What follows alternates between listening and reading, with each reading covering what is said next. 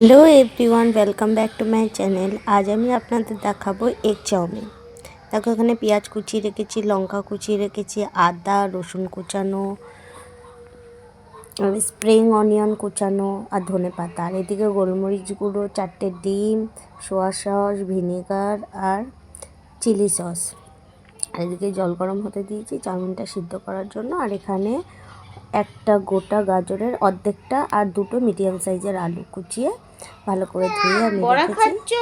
এদিকে আমার সাথী সয়াবিন খাচ্ছে আর বলছে মা বড়া। তো সোয়াবিন। সোয়াবিন কাঁচা বলো। সয়াবিন ভিজাইও নি, সয়াবিন থেকে সয়াবিন খাবে।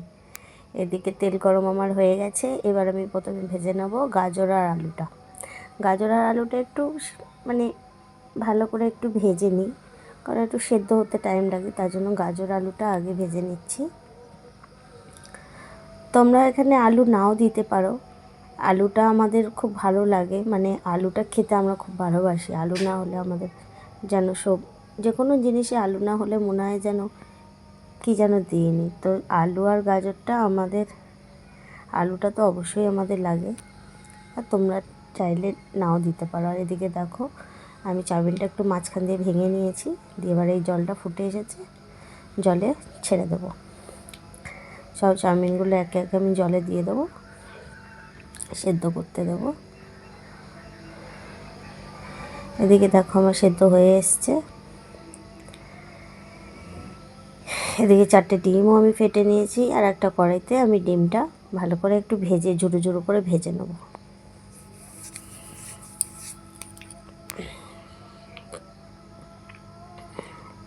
এরপর যে চাউমিনটা ঠান্ডা জল দিয়ে ধুয়ে,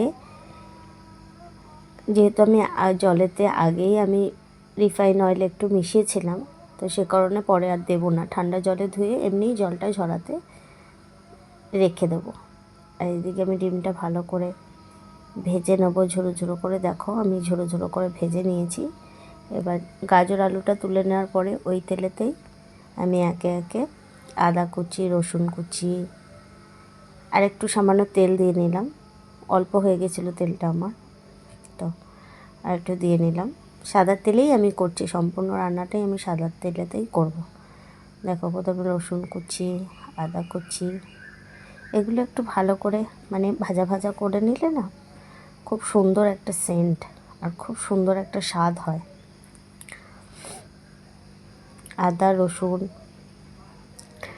আর স্প্রিং অনিয়ন, মানে বাংলায় যাকে বলে পেঁয়াজকলি, একদম কচি পেঁয়াজকলি, নতুন সবে হয়েছে সেই পেঁয়াজকলি, সেগুলোকে আমি মানে কুচিয়ে নিয়েছি, সেটাকে আমি দিয়ে দিলাম।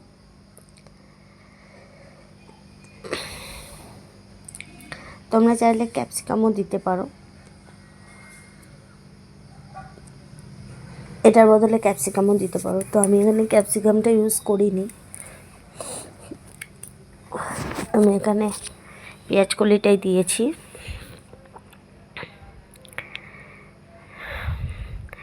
এটাকে আমি একটু ভালো করে ভাজা ভাজা হতে দেবো। দেখো অনেকটা আমার তোমরা দেখলেই বুঝতে পারবে এখানে অনেকটা ভাজা ভাজা হয়ে এসেছে। এই পর্যায়ে আমি আর তুলে রাখা গাজর আলুটা, মানে ভেজে রাখা গাজর আলুটা দিয়ে দিলাম।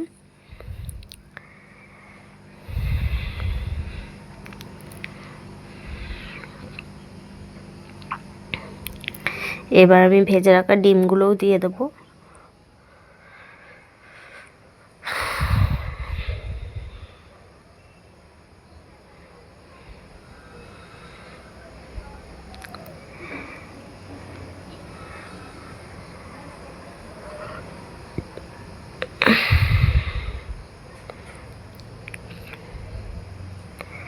একটু নাড়াচাড়া করে নিয়ে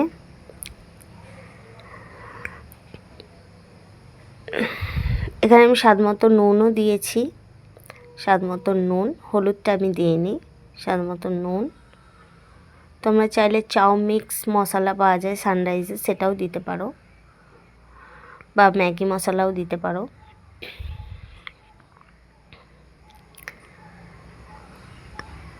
এ দেখো জল ঝরতে রাখা চাউমিনগুলো এবার আমি দিয়ে দিচ্ছি একে একে।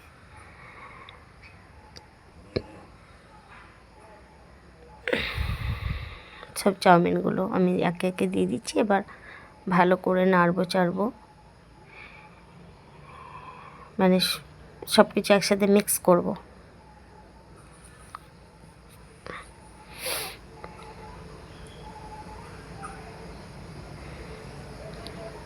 এই পর্যায়ে গ্যাসের ফ্লেম একদম লো করে রাখবে, দিয়ে করবে। এবার দিচ্ছি গোলমরিচ গুঁড়ো 1/4। আমরা ঝালটা একটু বেশি খাই, তো তোমরা যে যেমন ঝাল খাও সেই অনুযায়ী দেবে।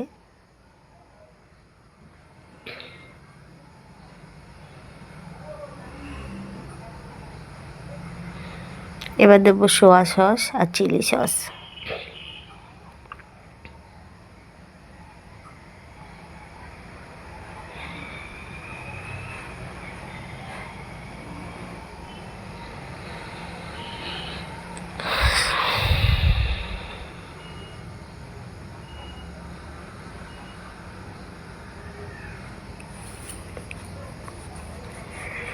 সপ্তাহে রোববার আসলেই ভাবি যে কী খাবো।